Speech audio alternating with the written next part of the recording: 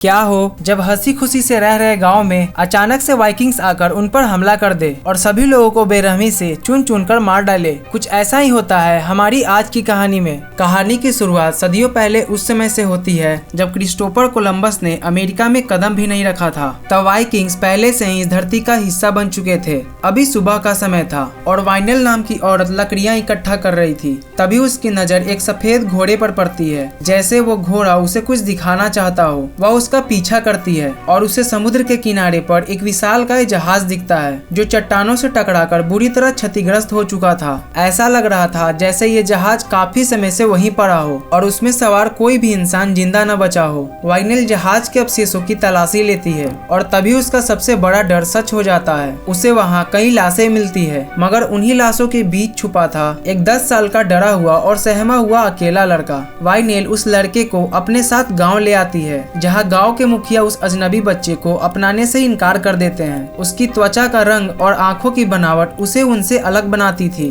उनकी मान्यताओं में यह एक बुरा संकेत था। वे उसे अपशगुन मानते थे, एक ऐसा राक्षस जो उनके गांव की बर्बादी लेकर आया था। लेकिन वाइनेल हार नहीं मानती। वह सभी मुखिया को मना लेती है और लड़के को गाँव में रहने की इजाजत दिलवा देती है। फिर 15 साल बीत जाते हैं और वह बच्चा अब जवान हो चुका था। वाइकिंग्स का वह अनाथ बच्चा अब गाँव वालों के बीच घोस्ट के नाम से जाना जाता था। गांव के मुखिया ने उसे अपना लिया था, मगर कुछ लोग अब भी उसे बाहरी और अजनबी ही मानते थे और उन्हीं में से एक है ब्लैक विंग, उसी गांव का एक योद्धा नेता। फिर मुखिया, जिसका नाम पाथफाइंडर होता है, उसे पता चलता है कि उनका उत्तराधिकारी बर्फीले तूफान में मारा गया है और अब अपनी खुद की मृत्यु को करीब देखकर उन्हें एक नया उत्तराधिकारी चुनना है। घोस्ट को एक विदेशी होने के कारण इस सम्मान का अधिकारी नहीं माना जाता और उसे उस समारोह से निकाल दिया जाता है। अगली सुबह गाँव के नेता बनने के दावेदार अपने अपने सफर पर निकलते हैं। उनमें शामिल थी फायर नाम की एक लड़की जो मुखिया की बेटी थी और वही लड़की जिससे घोस्ट दिल से प्यार करता था। अपनी काबिलियत साबित करने के लिए घोस्ट अकेले ही एक शिकार की यात्रा पर निकल पड़ता है और वह कसम खाता है कि वह तब तक नहीं लौटेगा जब तक वो खुद को एक सच्चा योद्धा साबित न कर दे। इधर गाँव में घोस्ट की दोस्त लिटिल फूल और जड़ी बूटियां जमा कर रही थी कि तभी एक अजनबी उस पर हमला कर देता है, लेकिन उसका वफादार कुत्ता उसे बचा लेता है और वो गांव की तरफ भागती है। लेकिन तब तक बहुत देर हो चुकी थी। वाइकिंग्स लौट आए थे और उनके चेहरों पर उस निर्दयता की झलक थी जिसकी दुनिया गवाह थी। गांव वाले अपने योद्धाओं के बिना असहाय थे। फिर वाइकिंग्स तबाही मचा देते हैं और हर तरफ खून, आग और चीखें सुनाई देने लगती है। इधर घोस्ट जो जंगल में था, युद्ध के बिगुल की आवाज सुनकर गाँव की तरफ भागता है, मगर दूर से जो उसे नजारा दिखता है वो उसकी आत्मा को तोड़ देता है। उसका घर धू धू कर जल रहा था और हर तरफ मौत और तबाही का मंजर था। फिर कुछ घंटों के बाद वह गांव पहुंचता है, जहां गांव की जगह सिर्फ राख बची थी। सैकड़ों लाशों के बीच घोस्ट को अपनी मां वाइनेल का शव भी मिल जाता है, वही जिसने उसे हमेशा मां का प्यार दिया था। वाइकिंग्स पास ही थे और उसके पिता को मनोरंजन के नाम पर लड़ाई के लिए मजबूर कर रहे थे। घोस्ट अपने पिता को बचाने की उम्मीद में छुप जाता है, लेकिन इसमें बहुत देर हो जाती है। वाइकिंग्स उसे पकड़ लेते हैं और उसके सामने ही उसके पिता की निर्मम हत्या कर देते हैं। तभी वे घोस्ट को गौर से देखते हैं, जो उनमें से ही एक लग रहा था, लेकिन वह भारतीय पोशाक में था और अब वे लोग उसे भी मारने को सोचते हैं। लेकिन वे उसे अपनी जान बचाने का एक मौका देते हैं और उसे एक तलवार पकड़ाते हैं ताकि लड़ाई जीतकर वह अपनी जान बचा सके। फिर लड़ाई शुरू होती है और घोस्ट चालाकी से अपनी प्रतिद्वंदी को घायल कर भाग जाता है। यह देख वाइकिंग्स और उसके शिकारी कुत्ते उसका पीछा करते हैं। फिर एक शिकारी झील तक पहुंचता है और उसे लगता है जैसे घोस्ट वहां कहीं नहीं है, मगर घोस्ट पानी के अंदर छुपा हुआ था। वह अचानक बाहर निकलता है और शिकारी को चौंका देता है। अब उसके पास एक घोड़ा था, जिस वजह से उसके बढ़ने की संभावना बढ़ जाती है। फिर आगे बढ़ते हुए घोस्ट ने रास्ते में कई दुश्मनों को खत्म कर दिया था, लेकिन ये तो बस एक शुरुआत थी। सैकड़ों वाइकिंग्स अब भी उसका पीछा करते हुए पहाड़ों पर पहुंच जाते हैं। फिर अचानक से एक तीर उसकी पीठ में आकर लगता है। घायल और थक चुका घोस्ट अब एक अंतिम उपाय अपनाता है। वह एक ढाल पर सवार होकर बर्फ की ढलान पर फिसलता है और उसके पीछे वाइकिंग्स की फौज भी आती है। वह उनसे बचते हुए तेज रफ्तार से भागता है और घोस्ट ऊंचाई से सीधे नीचे पानी में गिर जाता है। वह इतना ऊंचाई से गिरता है कि किसी के जिंदा बचने के बारे में सोच भी नहीं सकते। वाइकिंग्स यही मानते हैं कि वह मर चुका होगा और वे सभी वापस लौट जाते हैं, मगर घोस्ट अभी जिंदा था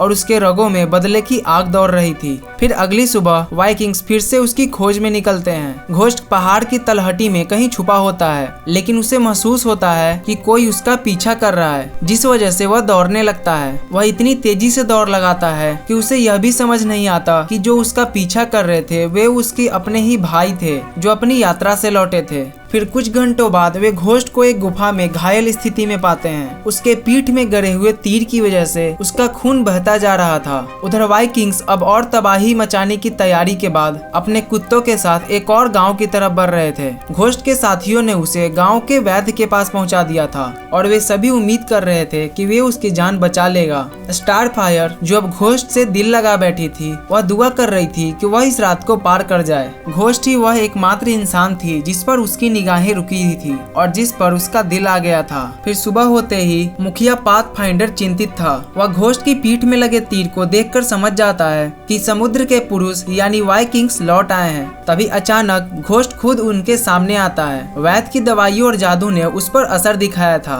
और वो फिर से अपने पैरों पर खड़ा था। वह अपने साथियों को बताता है कि उनके पत्थर के भाले और तीर वाइकिंग्स के स्टील के सामने कुछ भी नहीं है और उन सभी को गांव छोड़ देना चाहिए। ये सुनकर गांव के लोग जल्दी जल्दी सामान समेटकर खाड़ी की ओर भागने लगते हैं, लेकिन वही घोस्ट उनके साथ नहीं जाता। वह वहीं रुकना चाहता था क्योंकि उसे अपने माँ और पिता का बदला लेना था। अपने बदले के लिए वह अपनी जान देने को भी तैयार था। उसी वक्त उसका साथ देने के लिए जेस्टर नाम का एक और नौजवान आता है। वह भी अपने गांव में बस एक मजाक और लोगों के हंसी मजाक का एक जरिया था और वह चाहता था कि उसे भी कभी सम्मान मिले। इधर दूसरी ओर ब्लैक विंग, वह जान जाता है कि स्टारफायर घोस्ट की तलाश में भाग गई है। नफरत में वह भी पीछे पीछे निकलता है और कसम खाता है कि वह वाइकिंग्स के नेता का सिर काटकर वापस लाएगा। इधर घोस्ट और जेस्टर वाइकिंग्स की बस्ती में पहुंच चुके थे। वहां के शांत माहौल का फायदा उठाकर वे चुपचाप एक घातक जाल बिछाते हैं और एक एक करके उन्हें खत्म करने की योजना बनाते हैं। फिर दोपहर तक स्टारफायर वहीं पहुंचती है और घोस्ट से अपने प्यार का इजहार करती है। उनके बीच का लम्हा बहुत भावुक और गहरा होता है। अब घोस्ट के पास लड़ने की एक और वजह थी, जो था स्टारफायर और उसके बीच का प्यार। फिर जब रात का अंधेरा छाता है तब दूर से वाइकिंग्स की आवाज गूंजती है और घोस्ट अपना प्लान शुरू कर देता है।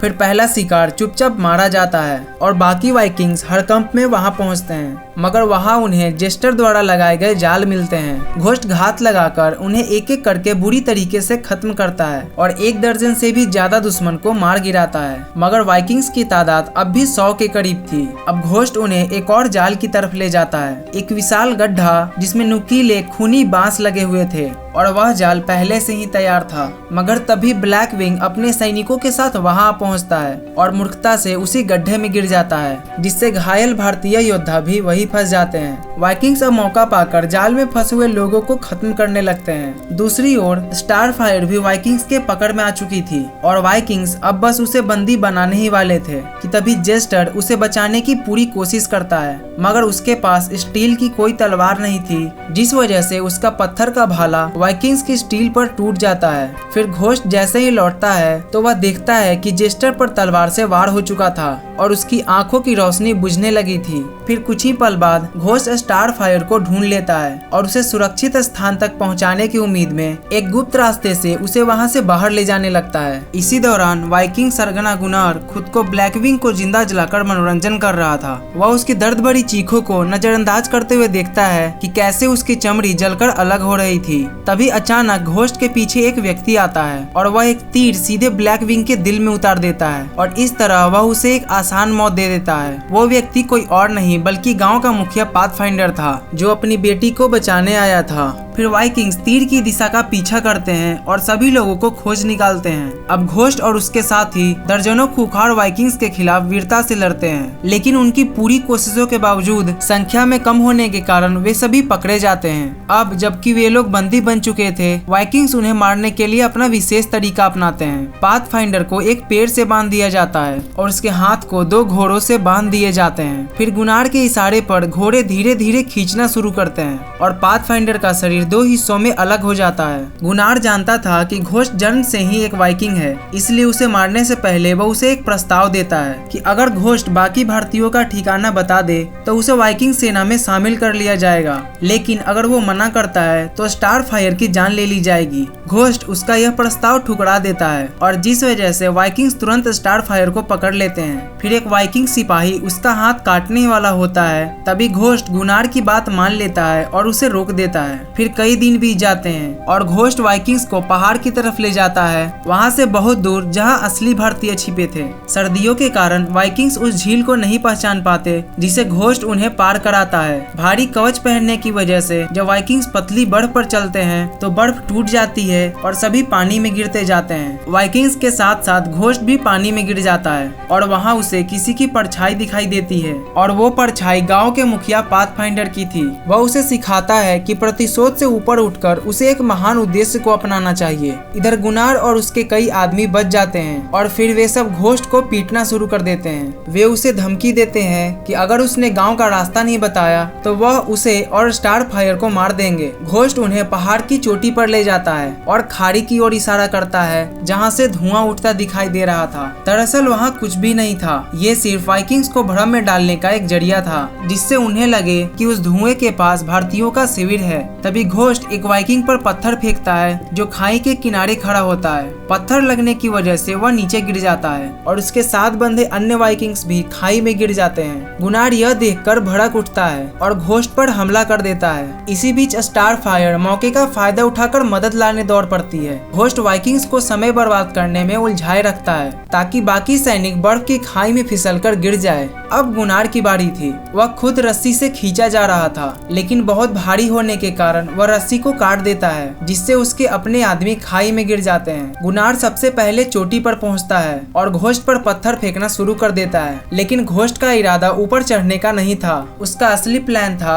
जोर से चिल्लाकर बर्फ के तूफान को ट्रिगर करना। फिर अचानक पहाड़ के बर्फ और चट्टानों का भयानक सैलाब उतरता है और वाइकिंग्स के बचे खुचे लोग उसकी चपेट में आ जाते हैं। गुनार हिमस्खलन से बच जाता है, लेकिन अब समय था अंतिम लड़ाई की। गुनार घोस्ट पर अपने लोगों से विश्वासघात करने का आरोप लगाता है। घोस्ट जवाब देता है कि उसके लोग राक्षस थे और उन्हें जीने का कोई हक नहीं था। ये कहकर वह गुनार को भी खाई में ढकेल देता है। तभी पहाड़ का बचा हुआ हिस्सा भी खिसक जाता है और गांव से भारतीय एक विशाल हिमस्खलन को अपनी धरती पर गिरते हुए देखते हैं। इधर घोस्ट जो बच गया था अपने गांव लौट आता है जहां उसकी प्रेमिका स्टार फायर उसका इंतजार कर रही थी। अब वह सिर्फ बदला लेने का योद्धा नहीं बल्कि एक सच्चा मसीहा बन चुका था। वह मसीहा जिसकी गांव को जरूरत थी।